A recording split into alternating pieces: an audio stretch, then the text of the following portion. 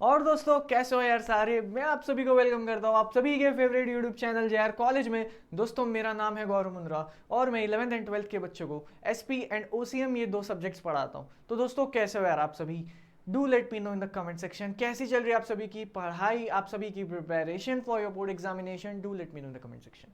दोस्तों आज ये वीडियो में जिसका आप सभी को बहुत ऐसे इंतजार था, भाई तू क्या कर रहा है, चैप्टर नंबर 4 जल्दी लिया है यार, chapter number 4 for your OCM, मैं इसी के साथ आप सभी के लिए लेके आ चुका हूं। दोस्तों मैं आपको एक ये गारंटी देता हूं इस वीडियो में, ये वीडियो के जो नोट्स मैंने बनाए हैं इतने मस्त से बने ना, और मुझे लगता है आपकी ये नोट से ही पूरी प्रिपरेशन हो जाएगी। This notes consist of total 16 pages, और ये 16 पेजेस में आज आपको बहुत ही कम से कम समय में रिवाइज करा दूंगा। कुछ इस तरह से पढ़ाऊंगा कि जो बच्चा पहली बार देख रहा है उसे भी कोई दिक्कत नहीं होगी। तो बिल्कुल दिल थाम कर बैठो, ये लेक्चर को अब आपको सिर्फ एंजॉय करना है। आपका भाई जब सीधा जंप करेगा स्टार्ट करने में, आपको पता ही है उससे पहले आपको क्या करना है। उससे पहले दोस्तों आपको लाइक कर देना है, शेयर कर देना अपने दोस्तों के साथ, उनको भी बोलो भाई आजा साथ में पढ़ते हैं, और चैनल को सब्सक्राइब कर देना है सो दैट आप और हम ऐसे ही मिलते रहे। दोस्तों ये मेरा इंस्टाग्राम आईडी है गोल्डी मुंद्रा अंडरस्कोर, जहाँ पे आपको ये नोट्स मिलने वाले हैं।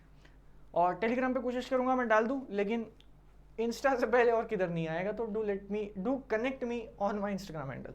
चलो बाकी तुम्हारे भाई को तुम करो यार, प्यार वार कम देने लग गई हो आजकल, पता नहीं क्या सीन हो गया, नाराज वाराज हो गए लगता है। ये चैप्टर में टोटल 4 चीज़ इंपॉर्टेंट है। चैप्टर स्टार्ट हो गया, अभी आ जाओ, अभी अभी जो भी बच्चा वो लिखता है ना 132 से वीडियो स्टार्ट, टाइमर में दे रहा हूँ, आ जा। चलो भाई अभी क्या सीन है। चैप्टर नंबर 4, इस पे टोटल 4 मेजर टॉपिक्स अपने को करना है। दोस्तों पहला है बैंकिंग, ठीक है। बैंकिंग में देखो मैं समझाता हूँ, टेंशन ना लो, 2 मिनट लूंगा बिल्कुल, अब सब भाई पे छोड़ दो। पहला बैंकिंग, जो अभी हम करने वाले इन डिटेल, काफी अच्छे खासे इसके भी नोट्स मैंने बनाए, टेंशन मतलब नोट्स का सब मिल जाएंगे। अब यहाँ पे फोकस करो बैंकिंग, ठीक है। बैंकिंग हो जाएगा तो उसके बाद अपन बढ़ेंगे इंश्योरेंस पे।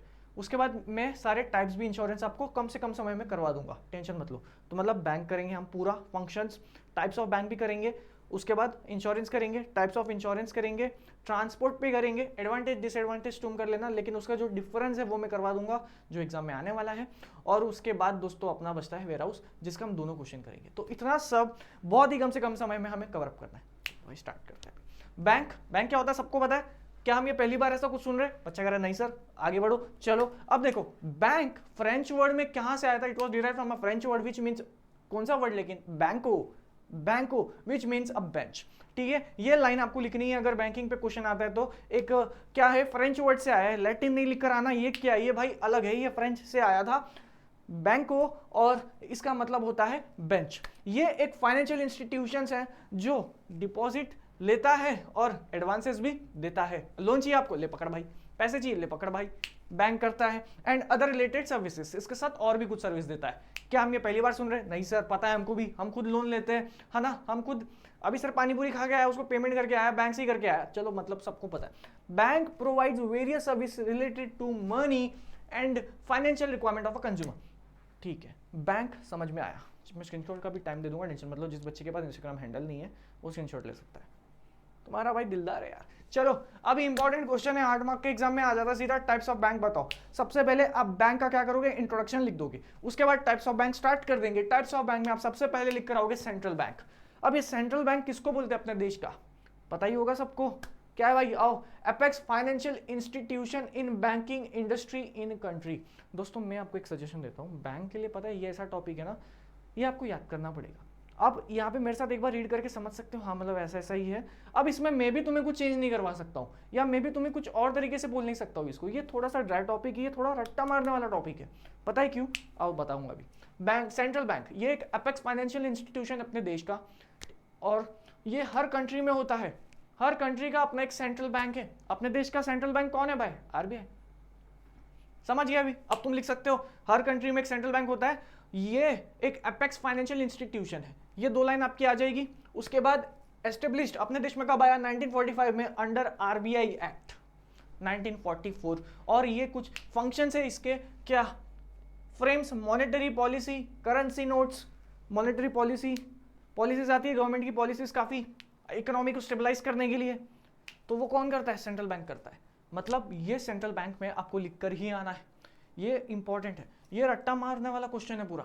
सेंट्रल बैंक आपको लिखना है, 3 लाइन एग्जाम में लिख कर आने हैं। और ये अगर कोई बच्चा इतना भी लिख कर आ रहा है अच्छे से, थोड़ा सा और इसको इंग्लिश में आपको फ्रेम करना है, यही लिख कर नहीं आ जाना है, फिर तो मार्क्स नहीं मिलेंगे। क्योंकि इसमें मैंने फ्रेमिंग नहीं करी है ग्रामर की, आपको इसी को ही ग्रामर में फ्रेम करके आना है, थोड़ा सा पूरे मार्क्स मिलेंगे। ठीक है, उसके बाद क्या है, समझा, सेंट्रल बैंक हर देश का अपना अपना होता है, एपेक्स फाइनेंशियल इंस्टीट्यूशन है, और जो 1945 में अंडर द आरबीआई एक्ट में आया था, और ये इसके कुछ पॉलिसीज है। अपने देश को करेंसी नोट्स, गांधी अंकल की इधर जेब में तो नहीं है, लेकिन अंकल जी जो है आए, कौन किसने दिया मुझे, सेंट्रल बैंक में। Commercial bank, important role in economic and social development of a country. देखा, रट्टा मारने वाले लाइन अपने को लिखना है भाई। ये कमर्शियल बैंक क्या है भाई, ये एक इंपॉर्टेंट रोल करता है in economic and social development of a country. Commercial bank performs important functions such as primary functions and secondary functions. Exam में ये 8 मार्क का जब क्वेश्चन आएगा तो आप इतना सा लिखोगे तो चल जाएगा एग्जाम में। चाहिए तो एक और कोई सेंटेंस लिखना हो लिख देना, लेकिन इस पे टाइम वेस्ट मत करना कि primary functions and secondary functions को आप यहाँ पे समझाते हुए, यहाँ पे आपको उसमें टाइम वेस्ट नहीं करना इस चीज़ पे। ठीक है, आपको सिर्फ 2-3 लाइन सबका लिखना है भाई, उससे ज़्यादा नहीं, बिल्कुल टेंशन मत लो, मार्क्स मिल जाएंगे। तो ये 2 लाइन आपको अभी स्क्रीनशॉट ले लो इसका, जिस बच्चे के पास नहीं है इंस्टा। लेकिन मैं क्या बोल रहा हूँ, एग्जाम में ना भाई आपको इस आंसर को रट्टा मार के जाना ही पड़ेगा। टाइप्स ऑफ बैंक ये अभी मैं इसको क्या समझा सकता हूँ बताओ ना यार, ये क्वेश्चन ही वैसा है। मुझे एक बात बताओ, कमर्शियल बैंक क्या हम इनके साथ डील करते नहीं है? करते हैं दोस्त। कमर्शियल बैंक अपना बहुत सारे बैंक है, जैसे HDFC है ना, ICICI, जो भी मैं बैंक का नाम तो अभी इतना छोड़ो अभी वो सब, लेकिन समझ में आया। तो क्या क्या हो गया अपना, एग्जाम में क्वेश्चन है, सेंट्रल बैंक लिख के आऊंगा, कमर्शियल बैंक लिख के आऊंगा। चलो भाई फटाफट। उसके बाद क्या, cooperative bank. Cooperative banks are banks which are registered under the Indian cooperative societies act. Cooperative bank मतलब ऐसी बैंक जो इंडियन कोऑपरेटिव क्या है भाई, इंडियन कोऑपरेटिव सोसाइटीज एक्ट में अपने आप को रजिस्टर कराया है जिसने, and regulated under banking regulation act. पहला लाइन, कोऑपरेटिव सोसाइटीज बैंक ऐसा बैंक है, कोऑपरेटिव बैंक ऐसा बैंक है जिसने कोऑपरेटिव सोसाइटीज एक्ट एंड उसके अंदर वो रजिस्टर्ड है और बैंकिंग रेगुलेशन एक्ट से वो चलता है। पॉपुलर इन सेमी अर्बन, दोस्तों जो इसका थोड़ा सा डेवलप नहीं हुआ है एरिया, ये टायर 1 सिटीज में नहीं होता है ऐसा बैंक से, छोटे छोटे जगह पे होता है। चलो ठीक है, भी याद मानना करेगा। इसका एम क्या है, ये ऐसे लोगों को जो थोड़े से फाइनेंशियली वीक है, ये उनको उनके साथ डील करता है, चलेगा।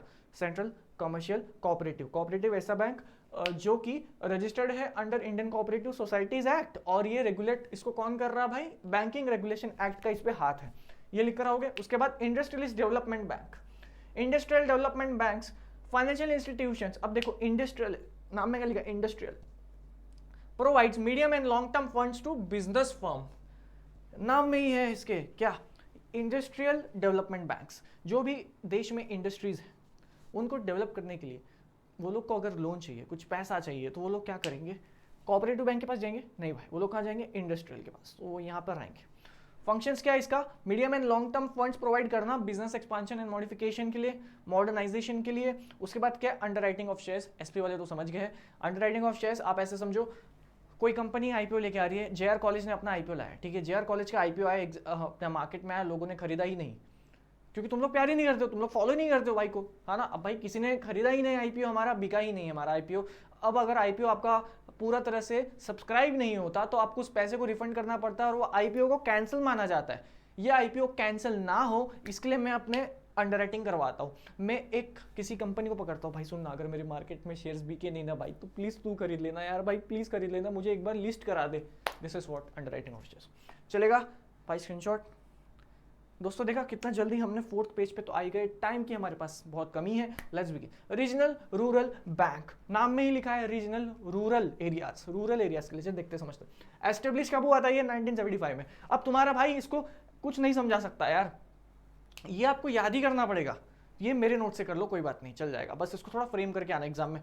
एस्टेब्लिश कब हुआ था, 1975 में, मेरे साथ याद करो। Establish 1975, sponsored by large public sector banks, ठीक है। Capital of regional rural bank is contributed bye, मतलब अब इसमें जो कैपिटल है, इसमें जो ओनरशिप है, किसमें, रीजनल रूरल बैंक्स में ओनरशिप, जो उसका एक्चुअल प्रोमोटर है वो कौन है, सेंट्रल गवर्नमेंट 50% होल्ड करता है, स्टेट गवर्नमेंट 15%, स्पॉन्सर्ड बैंक्स 35%। ये आपको एग्जाम में लिख के आना पड़ेगा। एस्टेब्लिश 1975,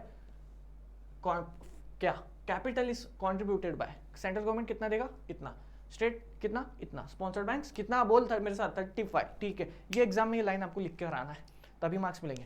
दोस्तों इस क्वेश्चन में आप टोटल 6 बैंक्स तो एटलीस्ट करके जाना।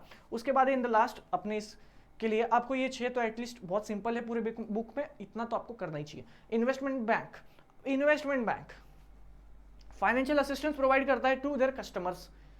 इन्वेस्टमेंट बैंक मतलब बच्चा कह रहे सर इन्वेस्टमेंट बैंक, इनके पास जाऊंगा, भाई कहाँ इन्वेस्टमेंट करूं ये बताएंगे मुझे, हाँ लेकिन सर ये क्या मुझे बताएंगे, नहीं। Do not directly deals with general public, ये हम जैसे आम आदमियों के साथ डील नहीं करते। हाँ भाई बड़ी बड़ी कंपनी को कॉल लगाएंगे सीधा, जैसे JR college, JR tutorials, sir सुनो ना इधर पैसा लगा दो, हमने हमारी टीम ने पूरा रिसर्च किया, आपके पास बहुत सारे फंड्स। बेसिकली ये लोग जनरल पब्लिक के साथ डील नहीं करते, ये लोग बिजनेस फर्म्स के साथ डील करते हैं। इन्वेस्टमेंट बैंक्स होती है काफी, वो लोग का काम होता है सिर्फ इन्वेस्टमेंट करना। वो लोग क्या करते हैं, लोगों से पैसा इकट्ठा करते, पूल जनरेट करते, पैसा अमाउंट आ गया 500 करोड़ 1000 करोड़, अब ये 500 करोड़ 1000 करोड़ इन्वेस्टमेंट करते हैं। कैसे करते हैं, bye research and advising on investment decisions. अब इनको रिसर्च एंड एडवाइस कौन करता है, तो वो इन्वेस्टमेंट बैंक करता है। इनकी एक टीम होती है जहाँ पे रिसर्च वगैरह करते हैं। क्या सर हम चलो ऑफ टॉपिक जा रहा हूँ, बट हम ये इन्वेस्टमेंट बैंक्स के रिपोर्ट्स को पढ़ सकते हैं और उस पढ़ के हमने खुद ने ही इंडिविजुअल कैपेसिटी में पैसे लगा दिए। अब देखो ये मैंने तुम्हें एक इन्वेस्टमेंट टिप दे दी है, बट देन अगेन तुम ये कर सकते हो अपने रिस्क पे। Functions of commercial bank, then again this is another very important topic for your bank वाले कंसेप्ट पे। या तो आएगा टाइप्स ऑफ बैंक, या तो आएगा फिर फंक्शंस ऑफ कमर्शियल बैंक, जिसमें प्राइमरी फंक्शंस हालांकि थोड़ा सा कम पूछा जाता है, लेकिन क्या है आइए देखते हैं। एक्सेप्ट करना डिपॉजिट्स। दोस्तों अगर आपके पास पैसे हैं, आप अपने बैंक में जाकर डिपॉजिट करा सकते हो। अरे बैंक सुनना भाई ये पैसा रख अपने पास, प्लीज रख ले भाई, सेफ्टी प्रोवाइड करना मुझे। अब क्या दोस्तों, पहला है time, repaid after expiry of a decided time. दोस्तों आपने क्या करा, डिपॉजिट्स, बैंक जब आपसे डिपॉजिट्स लेती है, आपने 1000 रुपए बैंक में डाल दिए। अब ये जो 1000 रुपए हैं उनके पास आ चुके हैं, वो आप ले सकते हो, लेकिन after certain period of time, मतलब आज से 5 साल बाद, अगर उस पर 5 साल का लॉक इन था तो, आज से 10 साल बाद अगर आपको 10 साल का तो।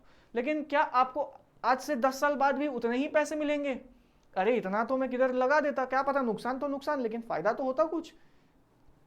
1000 का 10 साल बाद भी मुझे 1000 मिलेगा तो मतलब क्या? तो बैंक क्या करते हैं, उस पर इंटरेस्ट प्रोवाइड करते हैं। सर पता है, बचपन से जानते हो तुम, बस वही है यार। Fixed deposit amount is kept for a fixed period of time bearing fixed interest rate. आपको ये 10 साल के लिए रखना है, हम आपको हर साल इस 10,000 का 100 रुपए देते जाएंगे। Now this is what fixed deposit. उसके बाद बात क्या है दोस्तों, रिकरिंग डिपॉजिट्स। ये बेसिकली दोस्तों सैलरीड पर्सन या फिर बिजनेसमैन क्या ज्यादातर ये प्रेफर करते हैं। और फिक्स्ड डिपॉजिट में बेसिकली आपको सिर्फ वन टाइम डिपॉजिट करा देना है। भाई ये 1 लाख पकड़, जिंदगी भर मुझसे पैसे मत मांगना, आज से 10 साल बाद आऊंगा ये पैसे ले जाना है। इसको क्या कहते हैं, फिक्स्ड डिपॉजिट। रिकरिंग डिपॉजिट कितना देना है, 10,000, ये ले पकड़। अगले महीने भाई तू फिर आ गया, ले पकड़, भाई तू फिर आ गया। ये क्या हो रहा है, रिकरिंग, बार बार, ठीक है। फिर क्या हो रहा है, ये fix sum of money is deposited in account every month, या जो भी वो टाइम पीरियड हो, 15 दिन में करना है, 30 डेज में, जनरली 30 डेज होता है। मतलब जब जैसे जैसे वो पीरियड हर 30 दिन में आपको जब पेमेंट करने पड़े वो डिपॉजिट के लिए, सो दैट आप उस डिपॉजिट पे इंटरेस्ट पाओ, दैट इज रिकरिंग डिपॉजिट। समझ में आया? फिक्स डिपॉजिट में आपने सिर्फ एक ही बार में पैसा दे दिया, अब भाई वापस मत आना। रिकरिंग में आप हर बार देते जाते हो जैसे जैसे वो पीरियड आएगा। उसके बाद क्या है, demand deposits which are repaid to customers whenever they are demanded. Customer आया बैंक के अंदर, मेरा डिपॉजिट निकाल। Now this is what demand deposit. Example, ATM में मशीन दिखी, पैसा था मेरे बैंक अकाउंट में आज 40,000 रुपए, ठीक है। मैंने एटीएम गया, एटीएम में वो रखा, पिन विन डाला, पैसे निकाले। ये क्या किया, मैंने डिमांड किया बैंक से, डिमांड मेरे बैंक मेरे पैसे निकाल, मुझे अभी 40,000 मेरे बैंक से चाहिए। नाउ दिस इज व्हाट, ये कैसे कर सकता हूँ मैं, with the help of ATM. Savings account, basically दोस्तों अब ये जो सेविंग्स अकाउंट है ना, ये बेसिकली गवर्नमेंट इसलिए इंट्रोड्यूस की थी, मतलब ये बैंकिंग कभी सेक्टर में, मतलब जब ये लॉ बना था इसलिए बना था कि लोग सेविंग्स करें। लोग क्या करते, सेविंग्स नहीं करते। अब पैसे आए, भाई चला जा, इधर चलते भाई, मोमोज खाएंगे, है ना, चलते कुछ तो मूवी वूवी देखेंगे, यार ये गोल्ड अच्छा लग रहा है खरीद लेता हूँ। बट खैर ये तो इन्वेस्टमेंट भी है, बट लोग एक्सपेंस बहुत करते थे एंड सेविंग्स नहीं करते थे। और अपनी देश चाहता था, गवर्नमेंट चाहती थी कि यार लोग सेविंग्स करो, यार पैसे को ऐसे बहाओ मत, आपकी मेहनत का है, आप सेव करो, सो दैट आप फ्यूचर में कुछ ऐसी अनहोनी ना हो जिसको आपको इस्तेमाल करना पड़े। तो सेविंग्स अकाउंट आया। सेविंग्स अकाउंट का ये मतलब था, ठीक है, ये जनरली सैलरीड पर्सन्स लोग सेविंग्स अकाउंट में होता है, क्योंकि उनको हर महीने उतने पैसे आते हैं तो वो लोग फिर अपने सेविंग्स अकाउंट में डाल देते हैं। और इसमें आपको अपना बैंक अकाउंट स्टेटमेंट ऐसे जनरली मिलता रहता है, जब भी आप देख सको, जब भी आपका दिल करे, आप जब भी कोई ट्रांजैक्शन करोगे आपको अपना अकाउंट में कितना पैसा दिख जाता है। लेकिन करंट अकाउंट में ये ज़्यादातर बिजनेस वाले लोग यूज़ करते हैं। इसमें आप एक्सेस अमाउंट में फंड्स रख सकते हो, इसमें आपको ओवरड्राफ्ट की फैसिलिटी मिल जाती है, और भी ऐसे काफ़ी फैसिलिटीज़ है जो आपको सेविंग्स नहीं करंट अकाउंट में मिलती है। करंट अकाउंट में आप ट्रांजैक्शन यहाँ पे होता रहता है, ट्रांजैक्शन लिमिट ज़्यादा होती है। तो ये सब कुछ डिफरेंसेस है एक सेविंग्स और करंट अकाउंट में। एग्जाम के लिए इंपॉर्टेंट है, इसमें एक डिफरेंस बिटवीन है ना, चैप्टर में लास्ट में आपके ये ऐसे फालतू सा इस पर डिफरेंस बिटवीन बन जाता है। वो डिफरेंस बिटवीन को आप अगर बाई चांस क्वेश्चन में आ जाए तो आप क्वेश्चन में भी लिख कर आओगे, आपको मार्क्स मिल जाएंगे। देखा दोस्तों, अब तक हमने जितना भी जनरली किया है ये कुछ ऐसे टॉपिक्स हैं जिसमें आपको ना खुद से याद करना पड़ेगा। मैंने हालांकि फिर भी कोशिश करा है कि मैं आपको यहाँ पे थोड़ा बहुत याद कराकर भेज दूँ। उसके बाद क्या, ग्रांटिंग लोन्स एंड एडवांसेस। अब दोस्तों ये जो हमारा प्राइमरी फंक्शन है ना कमर्शियल बैंक्स का, ये लोग क्या करते हैं, लोन प्रोवाइड करते हैं। सर कैसा loan, short term, medium and long term. Short term में अप टू 1 ईयर, याद करो, शॉर्ट टर्म में अप टू 1 ईयर, मीडियम में अप टू मतलब 1 से 5 साल तक, सिर्फ 1 साल तक हुआ तो शॉर्ट, 1 साल 1 दिन मीडियम, समझ में आया, तो 1 साल से 5 साल तक का that is medium, and long term में 5 साल से ज्यादा। चलो ठीक है। एडवांसेस, सर ये लोग कैश क्रेडिट देते हैं। Advances are provided, cash credit क्या है, कुछ पैसे आपने प्रोवाइड कर दिए current and savings accounts holder को, वर्किंग कैपिटल जो इनकी होती है for a longer period. Cash credit, पैसा चाहिए, ले भाई पकड़, कितने टाइम के लिए चाहिए, लंबे समय के लिए चाहिए, रख यार रख। सेविंग्स अकाउंट इनको मिलता है, करंट अकाउंट होल्डर्स को। ओवरड्राफ्ट फैसिलिटी, याद है मैंने 11th में सिखाया था आपको, अगर आपने मुझसे 11th में पढ़ाया तो। हाउएवर ओवरड्राफ्ट आपकी बैंक की कैपेसिटी, समझो मेरे अकाउंट में 40,000 रुपये थे, मैं एक मीटिंग में गया, होशियारी मारने के चक्कर में वो अकाउंट मतलब वहाँ पे जो पेमेंट करना था मुझे 45,000 का था, अब अकाउंट में तो 40,000 ही है, मैं क्या करूँ, क्या पेमेंट हो पाएगा, नहीं हो पाएगा। सेविंग्स अकाउंट से तो नहीं हो सकता है यार, क्योंकि 40,000 की लिमिट होती है, मतलब 40,000 ही आपके पास है तो 40,000 का ही तो पेमेंट कर पाएगा ना भाई तू। इसमें क्या, ओवरड्राफ्ट फैसिलिटी अगर आपके पास है आप एक्स्ट्रा पेमेंट भी कर सकते हो, लेकिन जब आपने जो एक्स्ट्रा पेमेंट किया वो आपका बन जाएगा negative balance. Now this is what, वो जो नेगेटिव बैलेंस आपको वो फैसिलिटी जो मिली that is overdraft and bill of exchange. आप अकाउंट्स में सीखते हैं, आई होप यहाँ पे हम उसका टाइम वेस्ट नहीं करेंगे। सेकेंडरी फंक्शंस, तो पहला है एजेंसी फंक्शंस में क्या है, पहला क्या है ये, periodic collections and payments. Banks आपके बिहाफ में आपके पैसे कलेक्ट करता है, अगर आप किधर सैलरी कमाते हो तो बैंक अपने अकाउंट में वो सैलरी ले लेता है। अगर आप किसी पेमेंट करते हो, कोई ईएमआई वगैरह चल रही है, कोई चीज़ आपको खरीदना है ना, कुछ आपने कुछ भी आपको परचेस करना है, आप ऑनलाइन ट्रांजेक्शन से कर सकते हो ना। This is what secondary function of a bank. This is very important question, ये एग्जाम में आता है, और जिसमें आपको फिर दोनों लिखने पड़ेंगे, सेकेंडरी फंक्शंस, एजेंसी फंक्शन बताना है, फिर यूटिलिटी फंक्शंस बताना है, दोनों का एटलीस्ट 4-4। और एजेंसी फंक्शंस काफ़ी इजी है। पोर्टफोलियो मैनेजमेंट, दोस्तों ये आपके बिहाफ में आपका पोर्टफोलियो मैनेज करते हैं। पोर्टफोलियो सर कौन सा, आप अपने शेयर्स एंड डिवेंचर स्टॉक्स, जो जिसका भी पोर्टफोलियो है अपना एक है ना, आपको एक शेयर्स परचेस करने का दिल होता होगा, बेचने का दिल होता होगा, तो ये बैंक वाले भी आजकल ये फैसिलिटी प्रोवाइड करते हैं, आपके बिहाफ में वो करेंगे। सर ये बेच दूँ, ठीक है भाई बेच दे। Now this is what portfolio management. अच्छी खासी रिसर्च के साथ करेंगे आप, वो रिसर्च तो आपको पूछना पड़ेगा कितना लायबल है। उसके बाद क्या, फंड ट्रांसफर, आई होप ये सबको पता है, आप एक जगह से दूसरी जगह पे पेमेंट कर सकते हो। Now fourth is demat. आजकल आपने जब अकाउंट्स खोलने जाओगे ना दोस्तों, अपना बैंक अकाउंट, सर हमारा 3 टाइप ऑफ अकाउंट है, हम आपको ना बैंक अकाउंट तो खोल के देंगे, साथ में डीमैट अकाउंट भी खोल के देंगे। अभी मैंने एक बैंक में खुलवाया तो उन्होंने मेरा डीमैट भी खोल के दिया है ना, साथ में 1। तो ये बैंक वाले की अपना पैसे कमाने का स्टाइल है भाई। फॉरेक्स ट्रांजेक्शन, यहाँ बेटा वो एक बंदा है, मुझे दुबई से एक स्टूडेंट है अपना, पता है दुबई में वो इंडिया आता था पेपर देने को, तो वो बंदे को अब मेरे को पेमेंट करनी थी, तो ये क्या हुआ, forex transaction because of bank. चलो यूटिलिटी फंक्शन, अच्छा वो स्टूडेंट सही में, utility function, issue draft and cheque. Cheque चाहिए भाई है ना, चेक, हाँ भाई कितना पेमेंट करना है बता, ले भाई चेक पकड़ यार दो, दिस इज व्हाट अपन करता है ऐसा। तो ये पॉइंट आपको एग्जाम में लिख कराना है। लॉकर फैसिलिटी, हमारी मम्मियों को ऐसा होता है ना, उनकी सेविंग्स लॉकर में डाल दे, तो this is what locker facility. Project report, sir आपको यहाँ इन्वेस्टमेंट करना है, सर रुको आप, मैं रिसर्च करता हूँ, मैं बैंक हूँ ना, आप हमारे से ही लोन लोगे, पहले मैं रिसर्च कर लेता हूँ भाई। तो this is what project report. Underwriter जो हमने शुरुआत में देखा, एंड ये क्या है, गोल्ड रिलेटेड सर्विस, ये आपको भी पता है, आप गोल्ड गिरवी रखवा सकते हो, वैसा कुछ फैसिलिटीज भी बैंक प्रोवाइड करता है। Now the next topic is insurance. Guys ये लेक्चर ना 35-40 मिनट्स तक जा सकता है, बट देन अगेन मुझे नहीं लगता 19 मिनट में आपको बैंकिंग में कोई दिक्कत होगी, आपको समझ में आ गया कि इसको टैकल कैसे करना है। अब इंश्योरेंस नेक्स्ट 7 to 8 मिनट्स में समझाता हूँ, मजा आ जाएगा। चलो भाई अब पेस पकड़ना पड़ेगा। Insurance means protection from a financial loss, और ये क्या है, contract between the insurer and insured. Insurer यहाँ पे क्या करता है, एग्री करता है तो कंपेंसेट करने के लिए इंश्योर्ड को against the loss of the certain amount of money, उसको टाइमली अगर वो देगा तो। अच्छा भाई तो क्या बोल रहा, समझ नहीं आया। मेरा फोन पैसा लगाया काफ़ी, 1 लाख का है, पता नहीं क्यों लिया, अब मुझे टेंशन आ रहा है चोरी ना हो जाए कहीं। मैं अपने इस टेंशन को कैसे दूर करूं, इसका इंश्योरेंस करा के, इसको प्रोटेक्शन दिला के। मैं गया एक जन के पास, कैमरा के पीछे बच्चा है, भाई मुझे प्रोटेक्शन दे दे भाई प्लीज़, भाई प्लीज़, कोई भी चुरा लेगा भाई प्लीज़। तो अब ये जो प्रोटेक्शन मैं ले रहा हूँ फ्री में दोगे क्या, नहीं सर आप तो मेरे टीचर हो, ले लो यार, मेरा भाई है तू। नहीं ऐसे नहीं होता, पैसे लोगे, वो जो पैसे आप मुझसे लोगे मैं आपको हर महीना दूंगा, जो मैं आपको ये पैसे दे रहा हूँ हर महीने टाइमली दे रहा हूँ ना। नाउ दिस इज व्हाट, आप हो मेरे, आप क्या हो मेरे इंश्योरर, और मैं हूं आपका क्या इंश्योर्ड। आपने मेरे को क्या इंश्योर्ड कर दिया, आपने मेरे ये फोन के प्रोटेक्शन को इंश्योर्ड कर दिया, आपने इस मेरे फोन को प्रोटेक्शन दिया फ्रॉम द फाइनेंशियल लॉस। अगर आपका ये भाई 1 लाख का फोन घूम गया तो मैं क्या करूंगा, किससे बात करूंगा। Now this is what insurance. आप कौन हुए, इंश्योरर। आपने इंश्योर करके दिया किसको, इंश्योर्ड को, अबाउट उसका जो लॉस था, ठीक है, means protection from the financial loss. और इंश्योरर क्या, एग्रीज टू कंपेंसेट।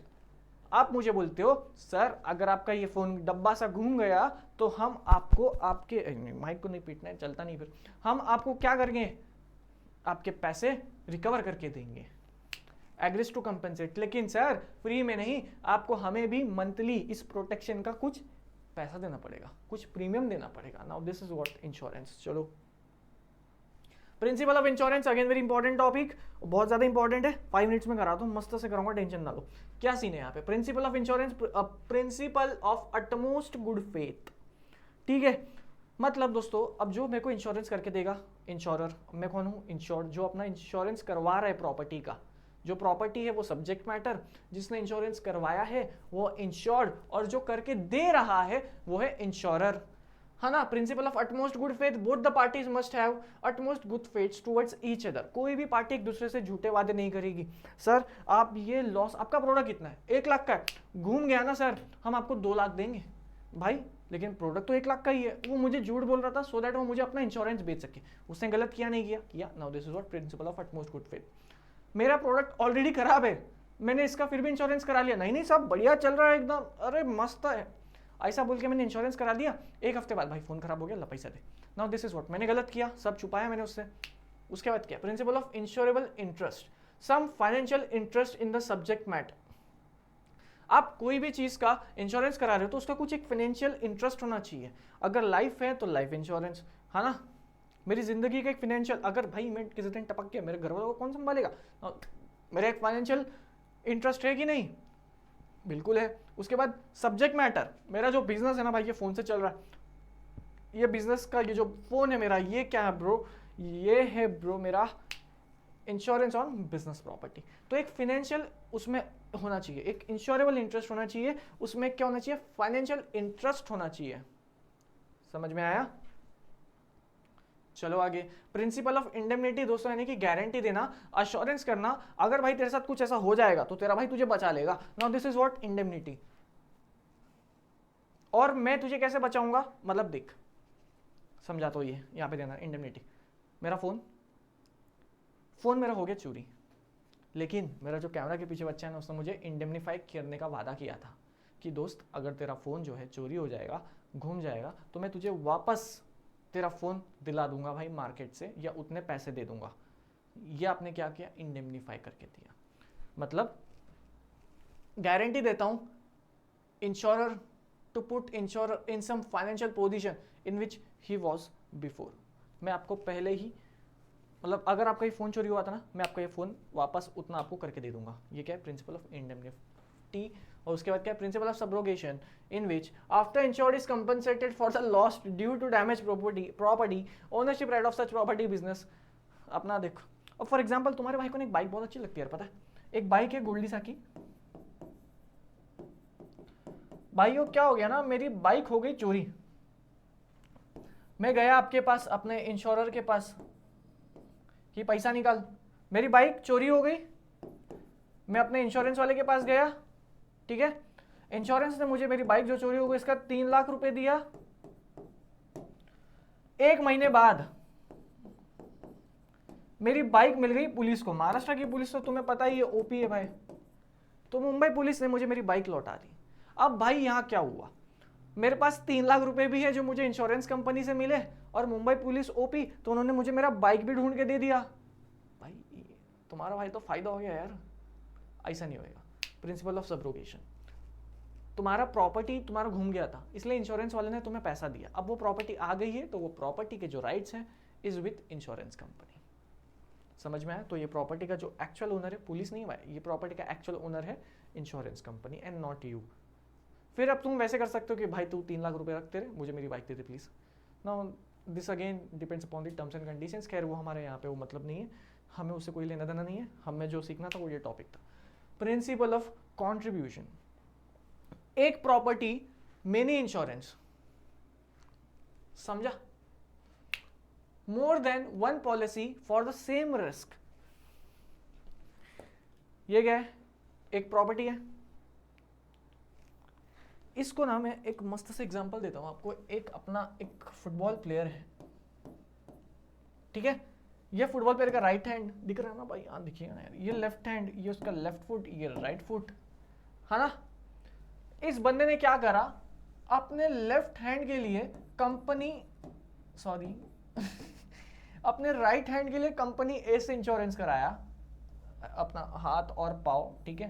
अरे यार तुम कंसेप्ट पे ध्यान दो, बोल रहा है सर राइट लेफ्ट में कंफ्यूज हो रहे हो आप। कंपनी बी से इसने अपना लेफ्ट पार्ट का इंश्योरेंस कराया। तो इसने क्या करा, अपना बॉडी तो एक ही है ना भाई।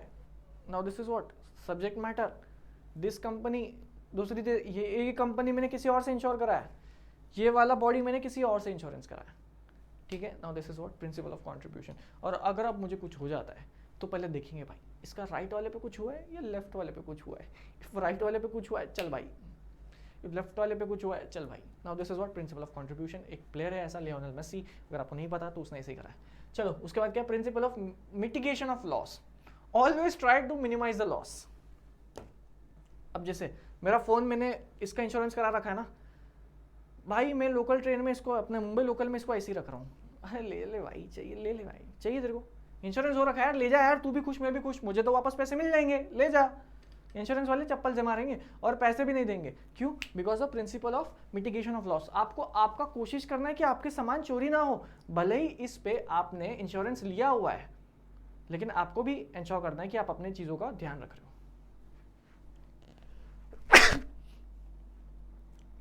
ठीक है? उसके बाद क्या है, प्रिंसिपल ऑफ कॉजा प्रॉक्सिमा, मतलब दोस्तों नियरेस्ट कॉज। कैसे समझेंगे? अगर मैंने इंश्योरेंस कराया था, मेरे घर के अंदर एक सामान रखा था मैंने उस चीज का, ठीक है? वो सामान जो मैंने रखा था ना भाई, घर में आग लग गई, फिर एक चोर आया और सामान उठा के ले गया, अब मेरा घर भी जल गया।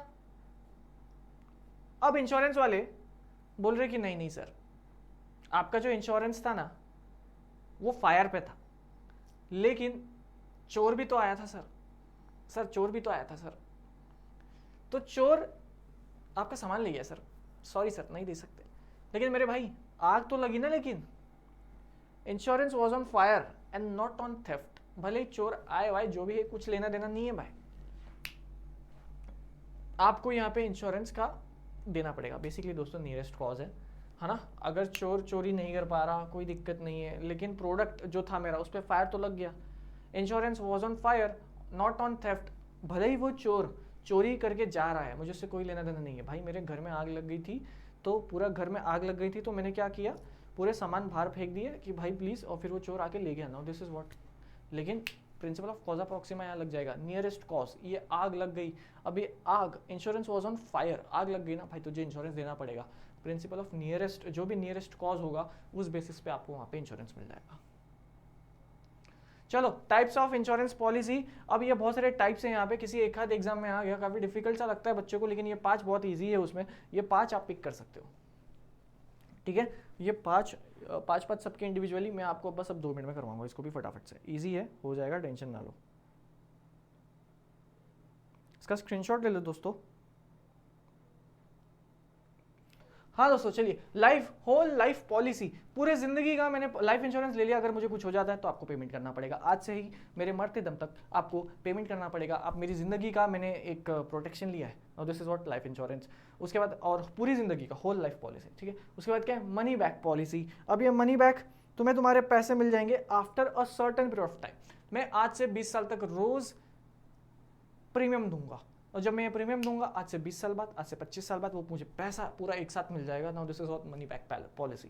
उसके बाद दोस्तों चाइल्ड इंश्योरेंस, बच्चे आपको भी पता है यार, बच्चे उनका आप क्या कर रहे हो, अभी से ही उनका फ्यूचर का आप सोचते हो, तो उनका फ्यूचर सिक्योर है, इसलिए आप उनको मंथली प्रीमियम देते हो इंश्योरेंस कंपनी को, और जब आपका बच्चा बड़ा हो जाता है वो एक पूरा पैसा आपको एक साथ दे देते हैं, जाओ मजे करो चाइल्ड इंश्योरेंस। रिटायरमेंट प्लान्स, भाई ना मुझे आजकल के बच्चे सही नहीं लग रहे भाई, अपने माता पिता को पता नहीं क्या करेंगे, शायद ऐसी जगह पे उनको नहीं छोड़कर आ जाए जहाँ पे सिर्फ ओल्ड एज पर्सन रहते हैं, ऐसा अब तुम्हें नहीं करना, चप्पल से मारूंगा। तो this is what retirement plans, अपने पेरेंट्स, आजकल के ऐसे बच्चे के पेरेंट्स को क्या करना चाहिए, रिटायरमेंट प्लान्स लेना चाहिए, जैसे वो रिटायर हो जाए उनके पास एक हैवी अमाउंट हो जिससे वो अपना गुजारा कर सके, ऐसे मतलब आप एक ऑप्शन दे रहा हूँ।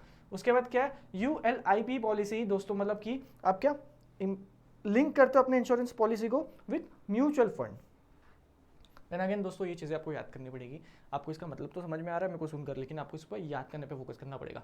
उसके बाद क्या दोस्तों, अब देखिए अपना वोयज पॉलिसी, वोयज पॉलिसी क्या बोलता है भाई, क्या बोलता है, व्हेन द शिप स्टार्ट तब आपको ये पॉलिसी लग जाएगी।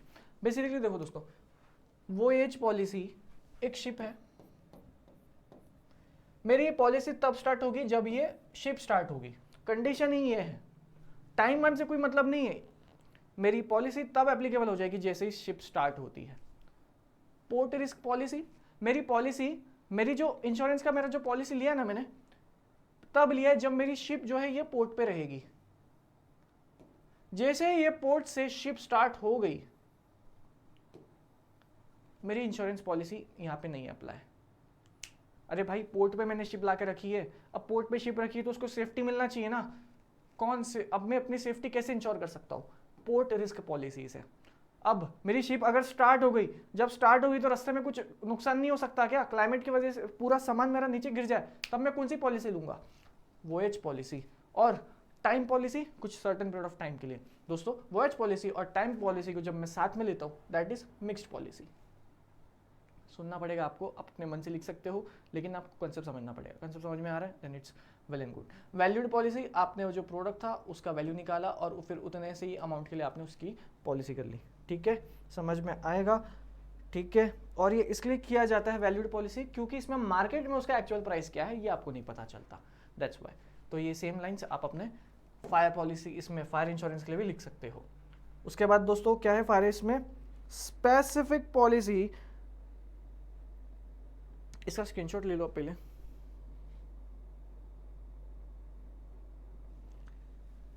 दोस्तों अब है स्पेसिफिक पॉलिसी। स्पेसिफिक पॉलिसी में बेसिकली यहां पे ना प्राइस क्या है वो नहीं देखा जाएगा, irrespective of the price, market में सर इसका इतना चल रहा है आप मुझे इतना क्यों दे रहे हो, नहीं, स्पेसिफिक पॉलिसी है, अगर मेरा फोन चोरी हो गया तो मुझे 1 लाख रुपए देगा, इररेस्पेक्टिव ऑफ इसका कितना अमाउंट है, मुझे उससे कोई लेना देना नहीं है। Now this is what fire insurance में पहला वैल्यूड, फिर है स्पेसिफिक पॉलिसी। अगर इस प्रोडक्ट में आग लग गई और आग के बाद मुझे नुकसान हो गया, सर आपको मुझे 5 लाख देना ही पड़ेगा, भले ही इसमें फिर मार्केट में इसका भाव 1 करोड़ चल रहा है या मार्केट में इसका प्राइस 1 लाख चल रहा है, आपको मुझे उतना प्राइस देना पड़ेगा जितना अपने बीच में डिसाइड हुआ। Now this is what specific policy. Reinstatement, मैं आपसे वादा करता हूं ये प्रोडक्ट जल गया ना मैं आपको वापस ये दे दूंगा, रीइंस्टेटमेंट। फ्लोटिंग पॉलिसी, अब ये देखो क्या लिखा अपने बुक में, कुछ मेरा सामान वेयर हाउस में ही है, कुछ मेरा सामान यहाँ पे लेफ्ट साइड, कुछ मेरा सामान ए साइड में, तो लेफ्ट साइड में मुझे पता है वो सामान कितने का है, ठीक है,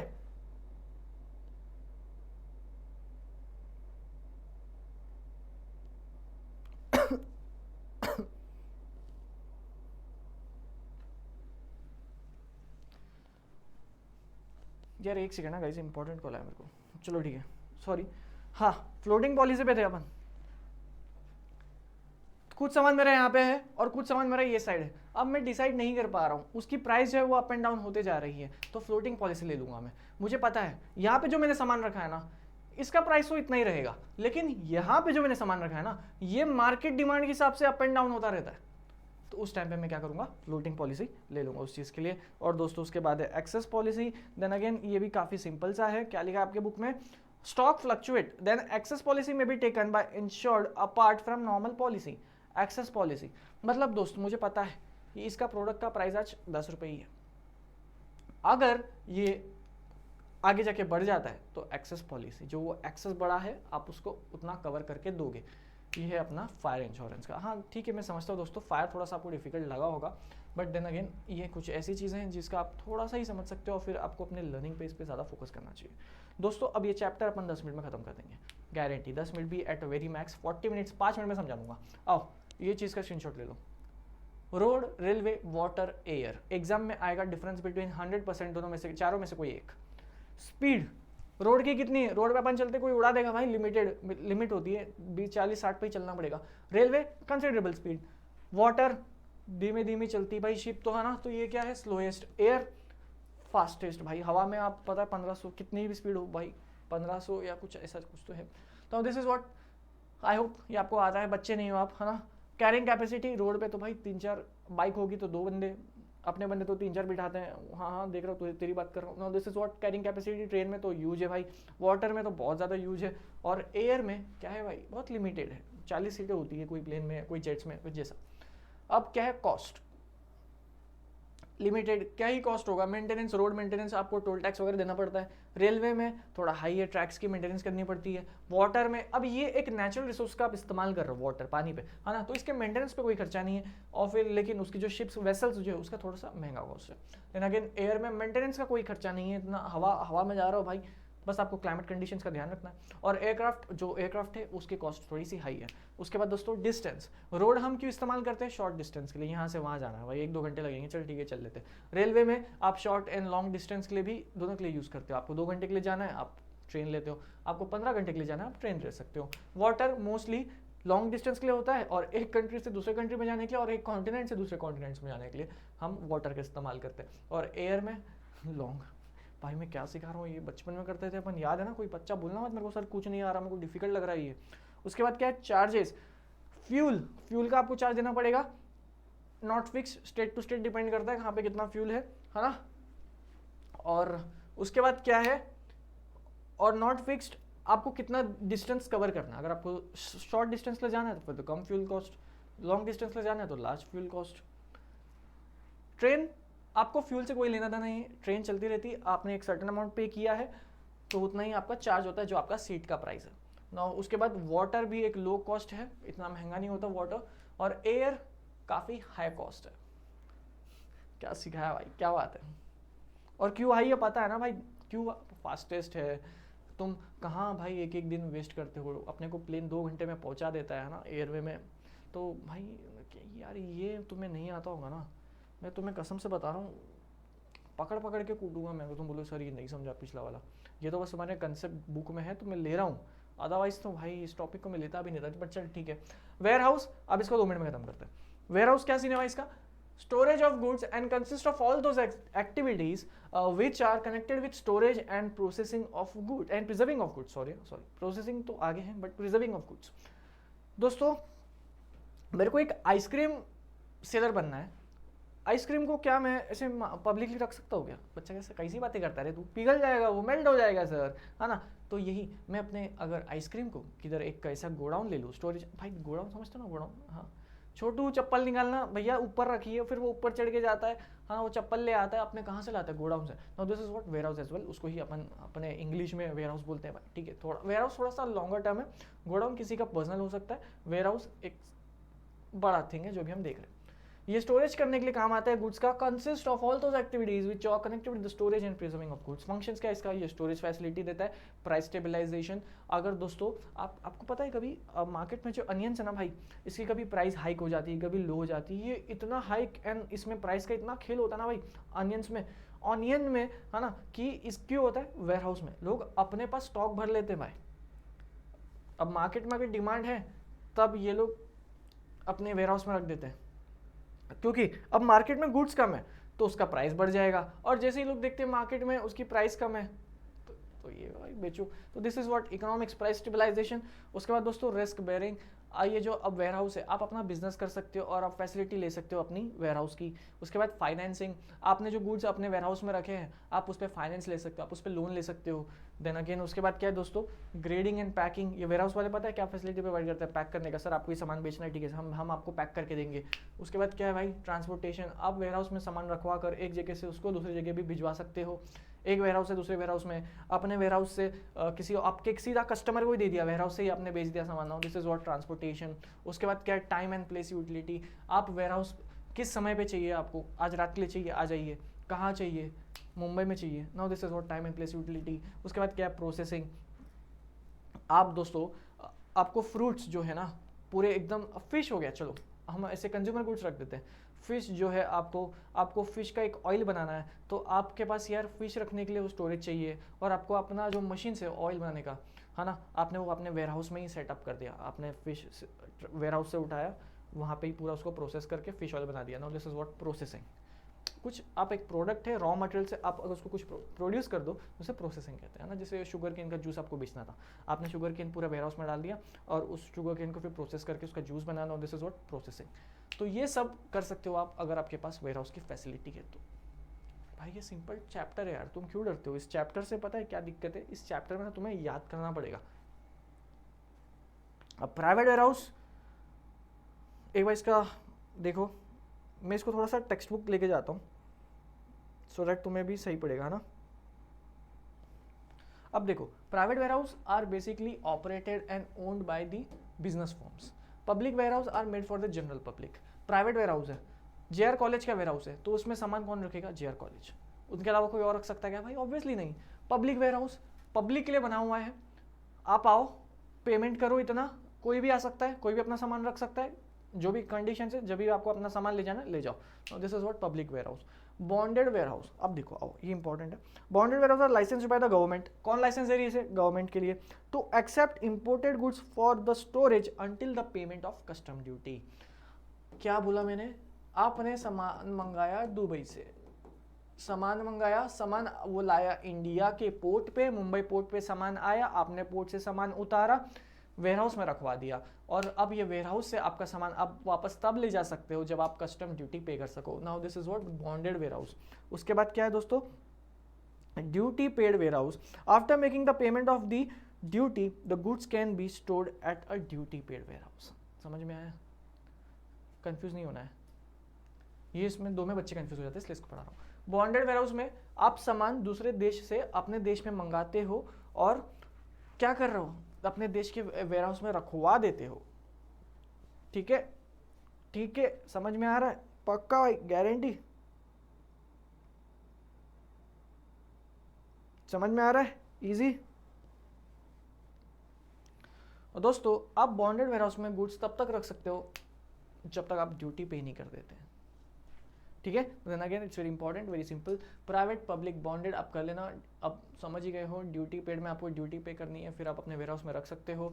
उसके बाद गवर्नमेंट वेयर हाउस, गवर्नमेंट ने काफ़ी वेयर हाउस ओपन किए हैं सो दैट आपको एक अच्छी लेस एक्सपेंसिव में काफ़ी वेयर हाउस का अपॉर्चुनिटी मिल सके। उसके बाद दोस्तों कॉपरेटिव वेयर हाउस यानी कि जो कॉपरेटिव सोसाइटीज़ में रेगुलेटेड है, उसमें रजिस्टर्ड है, और वो कॉपरेटिव सोसाइटीज़ अपने वेयर हाउस को फैसिलिटी प्रोवाइड कर रही है। काफ़ी कॉपरेटिव सोसाइटीज़ है जिनका अपना खुद का वेयर हाउस है, वो लोग वहाँ पे स्टोर करते हैं, और वो फैसिलिटी सिर्फ उनको ही प्रोवाइड करते हैं जो कोऑपरेटिव सोसाइटीज़ में अपने साथ उनका मेंबर है। कोल्ड स्टोरेज वेयर हाउस, जैसे अभी हमने बात की थी फिश वाली या फिर आइसक्रीम की, आप कोल्ड स्टोरेज वेयर हाउस की भी फैसिलिटी ले सकते हो। Then again guys, this is for your chapter number 4। ये बहुत ही इंपॉर्टेंट चैप्टर है, एग्जाम में इस पे काफ़ी क्वेश्चंस आएंगे। एग्जाम में दोस्तों आप इससे बैंक आपको करना है, आपको इससे इंश्योरेंस करना है, ट्रांसपोर्ट पे 100% क्वेश्चन आने वाला है। वेयर हाउस पे काफ़ी आप रिस्क ले सकते हो, but then again warehouse कितना ईजी है, हमें इसे क्यों छोड़े, है ना। तो चैप्टर नंबर 4 आप अगर इतना कर लेते हो, ये 40 मिनट आप एक बार देख लो, क्योंकि इसको आपको रिपीट करने की जरूरत नहीं है चैप्टर को। ये चैप्टर को आपको क्या करना है, लर्न पे ज़्यादा फोकस करना है। जी दोस्तों, ये चैप्टर आपको अगर एक दो बारी समझ गया ना, ये चैप्टर बस काफ़ी उतना। अब मेन आता है लर्निंग पे। ये नोट्स इंपॉर्टेंट होंगे आपके लर्निंग के लिए। नोट्स आपको मिल जाएंगे दोस्तों goldremunra_ पे। लाइक कर देना है, शेयर कर देना है, सब्सक्राइब कर देना है इस प्यारी सी वीडियो को। Do let me know in comment section आपको कैसे, ठीक है, तो do let me know comment section दोस्तों आपको कैसी लगी ये वीडियो। मैं इस वीडियो को यहाँ पे एंड करता हूँ, मिलता हूँ सभी से अगली वीडियो में, तब तक के लिए गुड बाय, टेक केयर, जय हिंद। Chapter number 4 comes to an end and I hope आपको मजा आया। बैंकिंग अच्छे से हो गया, वेयर हाउस सिंपल टॉपिक आप खुद से कर सकते हो, ट्रांसपोर्ट में मैंने ज़्यादा दिमाग नहीं लगाया, इंश्योरेंस को मैंने आपको एक ओवरव्यू दे दिया है। अगर आपको अब भी दिक्कत है आप मेन लेक्चर्स देख सकते हो इंश्योरेंस के लिए, लेकिन बाकी इन दी एंड ये चैप्टर को हमने जितना समझना था उतना समझ लिया है, इतना डीप हम गए नहीं है। मैं अंडरस्टैंड करता हूँ, आप बोलोगे सर आज आप थोड़ा सा ऊपर ऊपर से ही पढ़ा रहे हो, क्योंकि सफिशिएंट है, क्योंकि ये चैप्टर पे आपको लर्न करना पड़ेगा। ये चैप्टर का जो इंपॉर्टेंट था हमने वो ओवरव्यू ऊपर से ले लिया है। हाँ समझ, यहाँ टिके वेयर हाउस है, यहाँ टिके अंदर, अब ये अंदर लिखना आपको खुद पड़ेगा, और ये कैसे लिख पाओगे, लर्न करके। ठीक है, तो चलो दोस्तों इस वीडियो को मैं यहाँ पे एंड करता हूँ, मिलता हूँ सभी से अगली वीडियो में, तब तक के गुड बाय, टेक केयर, जय हिंद। फॉलो करो यार इंस्टाग्राम पे, बातचीत करते हैं वहाँ पे। चलो एग्जाम्स के बाद जिसका डिस्ट्रैक्शन होता है, चलो।